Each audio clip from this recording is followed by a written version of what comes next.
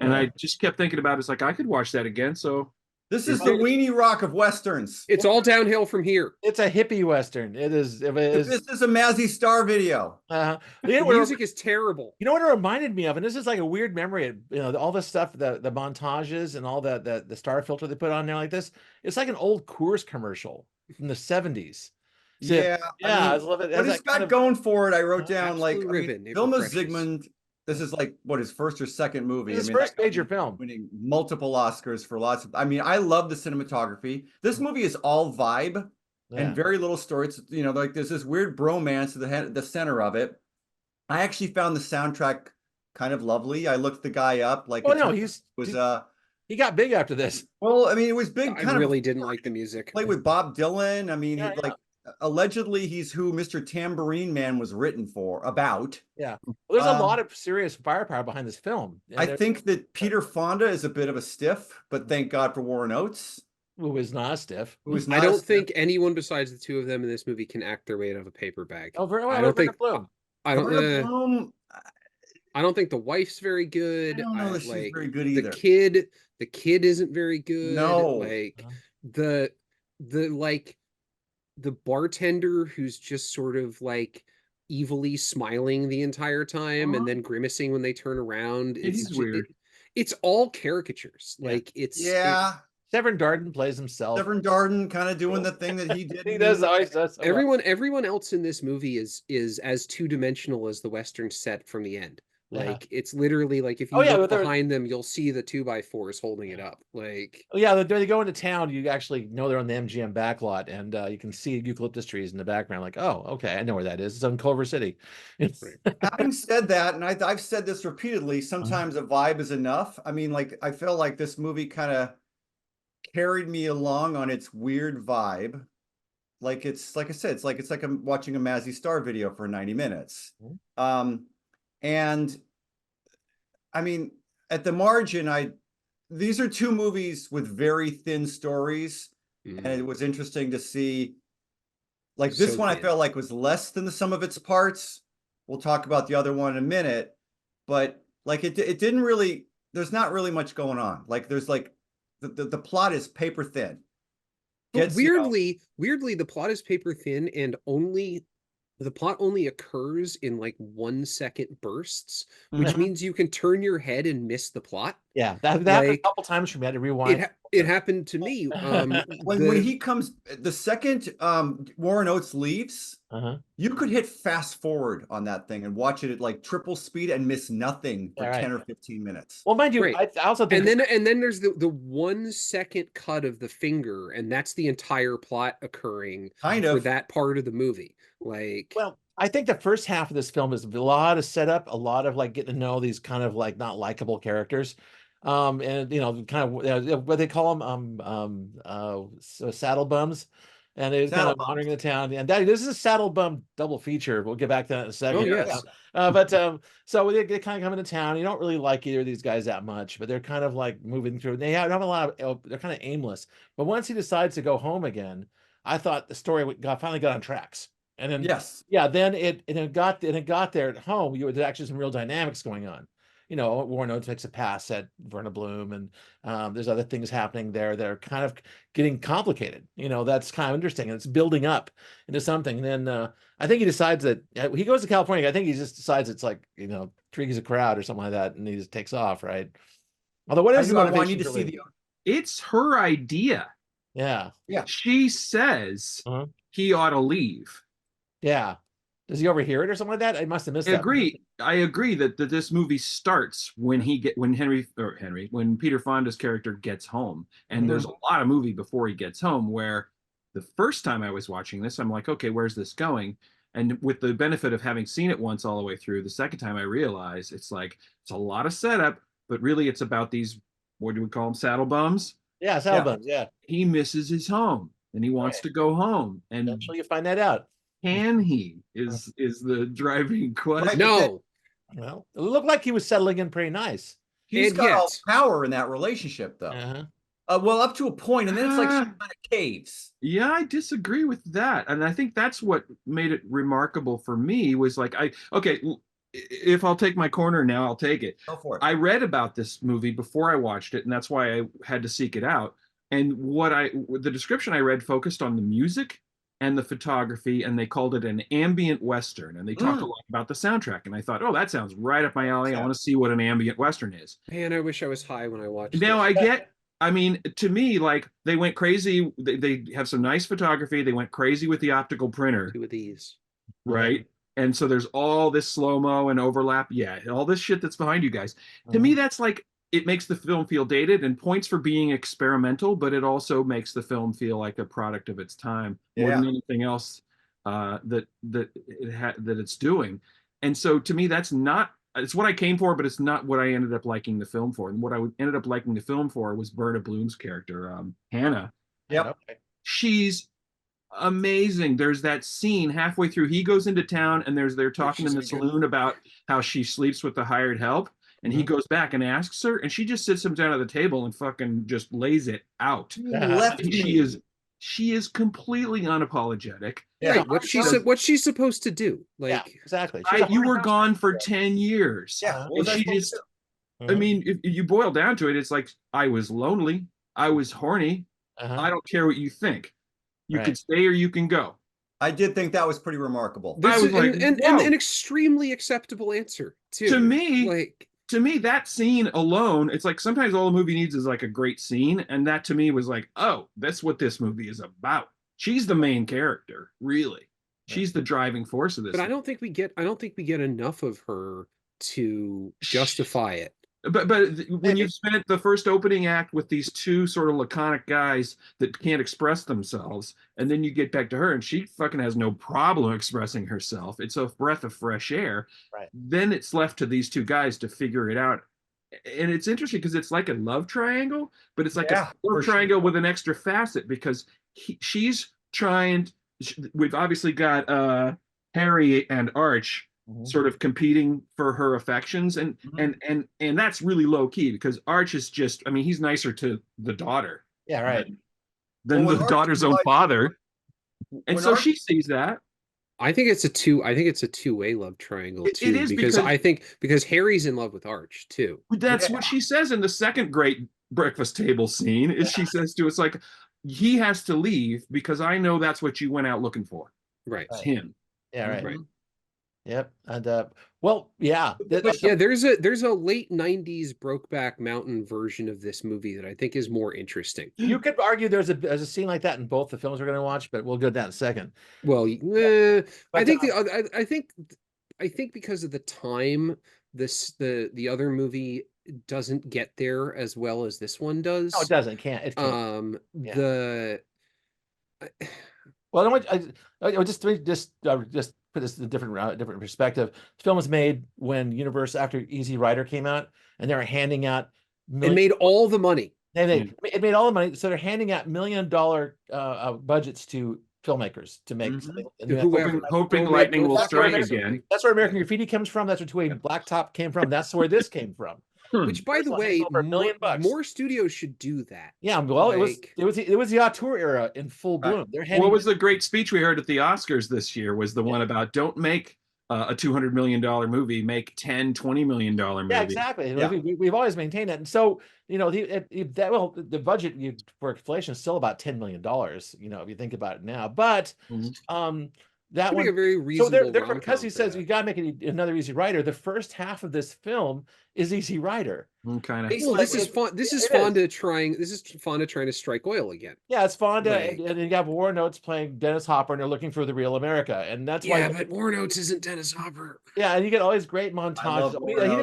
Look, I think he's the best character in the movie, but he's not fucking Dennis Hopper. Did a film at the same time. I can't remember, but it was a huge flop. I forgot what it was. Oh, the last movie. The last movie. 71. Right.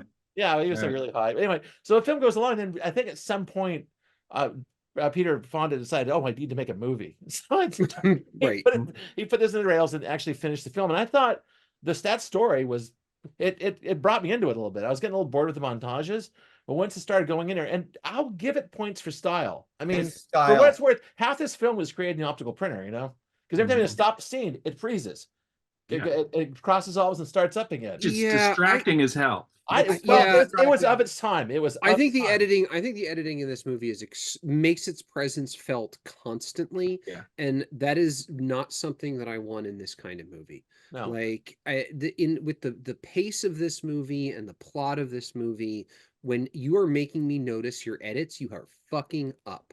But that was the style. That's what there's a way, but it's like, to me, it's picking up a lot of things from experimental film that was happening at the time. And I think there's always a bit of a clashing gears thing when people try to use those techniques in a narrative film, because especially you're watching in what's supposed to be a fairly mainstream narrative, and you're watching a conventional narrative, and then we have to put on the brakes and do a bunch of lap dissolves and play some music. Everybody's kind of like, okay, when's the story going to start again? And if you're watching an experimental film, you don't have those expectations. Well, mind you, what's happening? There's the scene when he's going on what I will call his vengeance ride, where he walks up and he points the gun at the guy and he cocks it, and he's just sitting there and he's waiting and he's waiting, and then it cuts to him and it dissolves to white, and then you hear the gunshot. It's like, what the fuck is going on? Like, speaking of which, could you wave that gun around again?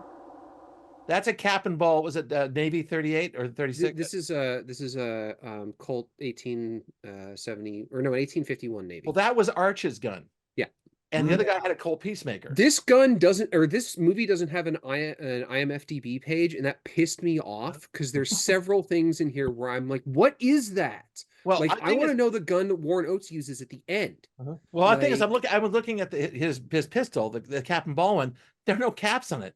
No. Much like mine. There's exactly. You could see the thing is, back then you had to put the cap in the back and you had to shove the ball in, and that's how you used to fire these guns. The mix of both of them is kind of unlikely. It's like, no one would bother having to stop. They had to manually reload a 6-shooter. That sounds dangerously time consuming. Did anybody else find? That's why you carried multiple guns. Yeah, right.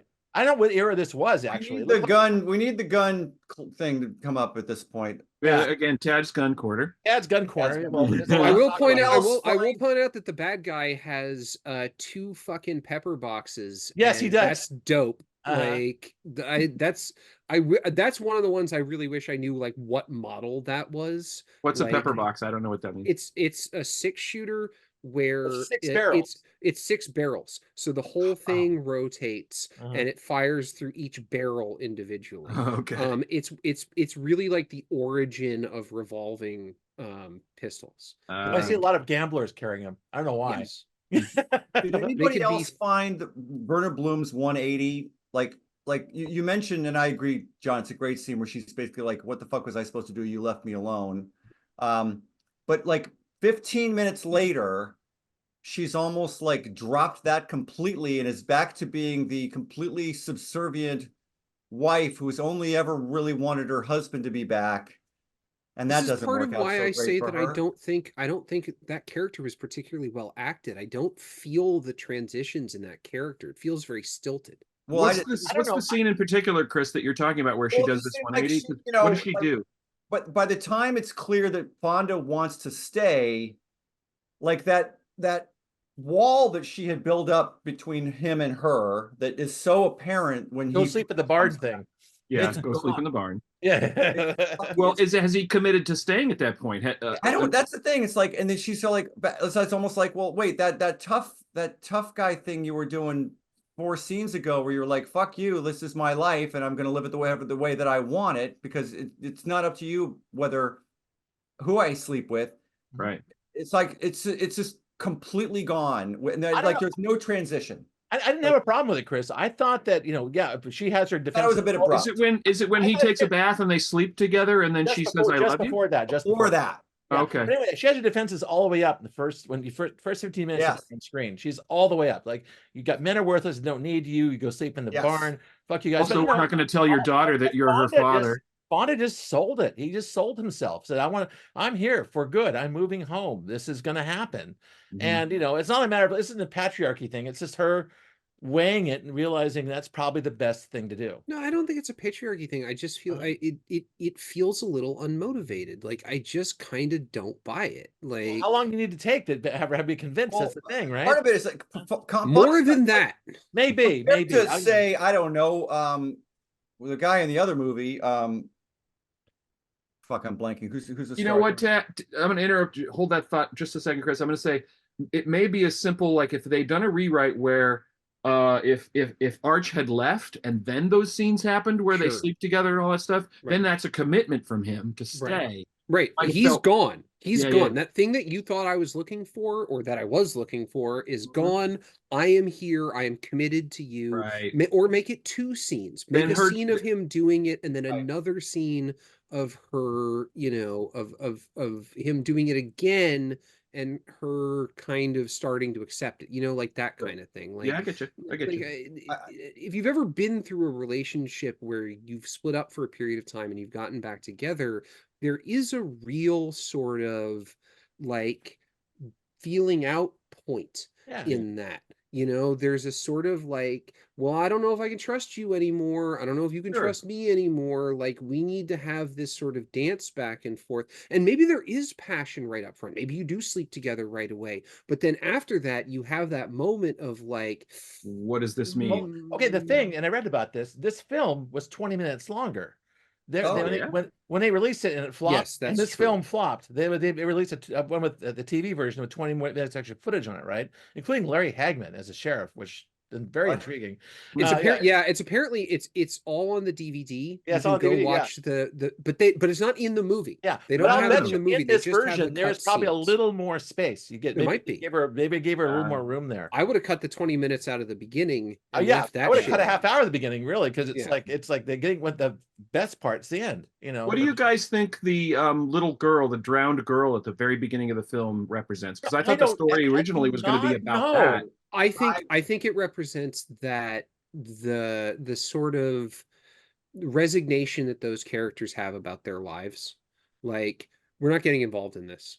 That's what I took it to mean. Yeah. Was it's Yeah. a depiction of his character. He's the one that cuts the line and lets Right. it drift away. This is a shitty it's more upsetting to those two guys that they lost the fishing hook than it is that they let the body go. Also, I Like, think it's a nice example. no, but this is a fucking brutal world. Like, Yeah, congratulations, yours is a brutal world, and we don't care. No, Like, I think that you hit the nail on the head. That they're trying to tell you the Wild West, the West here was very dangerous, Yeah, and rough. and it's like they're in a very dangerous area, and so you have to be hard. And these guys are very hard in the film, beginning of the film. These well, guys. that's one of the things where I feel like I blinked and I missed it was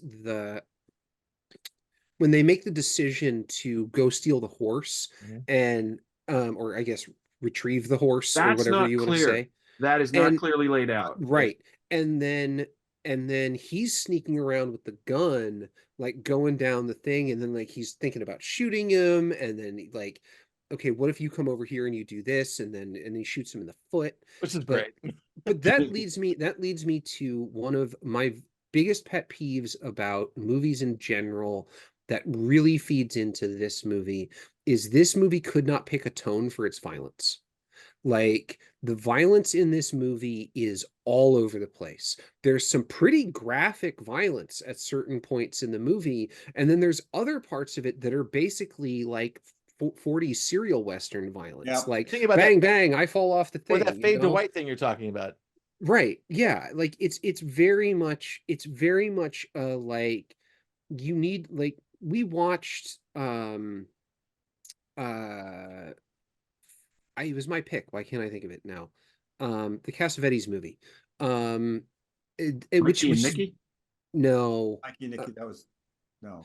But it's brutally violent. Like, you know, it's in the 60s and it's just brutally fucking violent. Like, and like Tombstone. Tombstone, I think, is a great Western in terms of violence, but the violence is not quite over the top, but not quite gruesome. Like, Right. you have this like balance of like people get shot and they like bleed to death, or you know, there's the scene where they're trying to pull the bullet out of Morgan's fucking back on the pool table. Like, violence has consequences, but it's not necessarily brutal. Well- This movie has brutal violence, consequences violence, and non-consequences violence, and that you can't do that, I think, in a film and at least carry me through as a viewer, because otherwise, which is what happens, much like the editing, I start thinking about it. I start thinking about the movie. I start thinking about it is a movie. I start thinking about why the people made the choices they made for this. And it's like, well, now I'm not enjoying the movie, am Right. I? Let me- I'm analyzing the let me throw movie, a which I theory should be back. doing afterwards. Yeah. Let me throw a theory back at you about this, because we talked yesterday online about auteur, right? And the thing is, one of the things about auteurs is that how they handle violence very differently. Some people are like old school Hollywood. Like you see it all, it's kind of stylized, you know, and some of it's absolutely gruesome. You know, it's like like Peckinpah, right? Tarantino's in the middle because it's This movie was 2 years after The Wild Bunch. Yeah, the thing is, like, so he's a freshman. This is his first movie.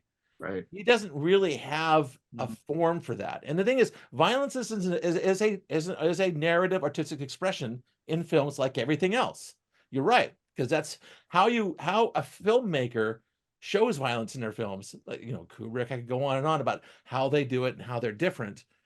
He's still, I think, kind of figuring out what he wanted to do. You know, he didn't quite know what the tone was. And so I agree. It was like it was a little off.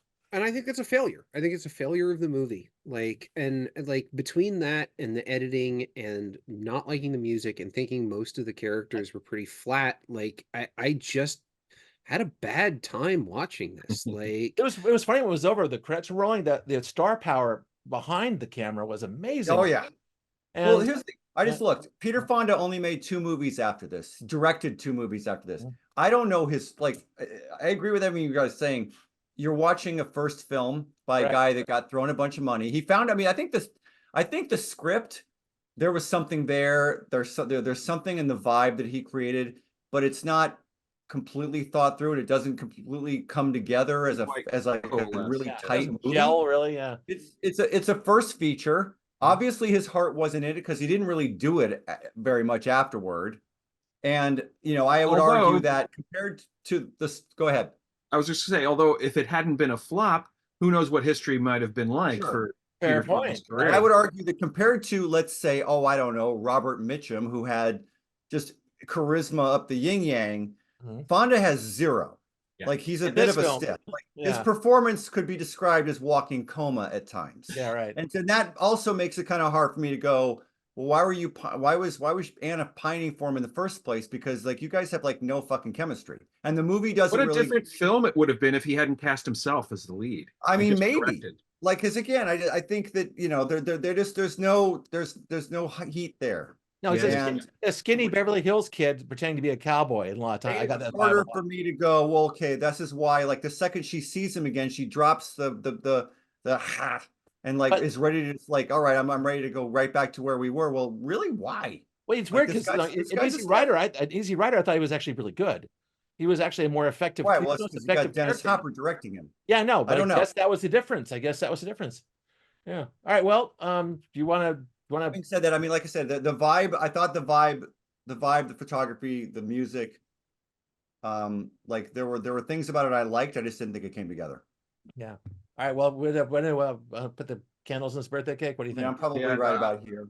I like it. I like it a lot, despite its flaws. I think it's an interesting film, and again, I think the story, the Verna Bloom character and her story made it remarkable for me. And I don't think even today you would get too many films that would let a woman take such an unapologetic stance. I agree. Yeah. You know. Yeah, well, we've swung, but that's a problem with our culture. Like we've swung back to like the sexual politics of 2024 are actually way worse. Like it's in 1971. Yeah, right. We're tracking back into the 50s. No argument. Yeah. No argument there. Well, it's funny. Like, I'm going to give it a thumbs up. Who remembers her from? She is a character in Animal House. Yes. Mrs. Wormer, yeah. Where again she's playing a woman that knows exactly what she wants and isn't afraid to ask for it. She's got better makeup in that film. They get rid of all of her freckles in Animal House. Anyway, the things I liked about this film, I like it. You know, it's a good film. It's just I think it's more of a historical kind of thing, looking into the 70s, early 70s auteur thing. I'd pair this to Two Lane Blacktop or the ones I talked about. This was Yeah. a neat little I moment. never want to watch Too Late Black Same. Cop again. That's the way I feel about Too Late Never Black want to Cop. watch Yeah, that I again. know. I'm never What an gonna. ordeal I- that I is to gotta- watch I I'm that gotta never thing. going talk to to you guys, but actually say. I'm just saying. it's also kind of an No, I get your point. Point Yeah, taken, Scott. Thank you. Point Just taken. please, nobody ever pick No, Too Late please. Black Cop.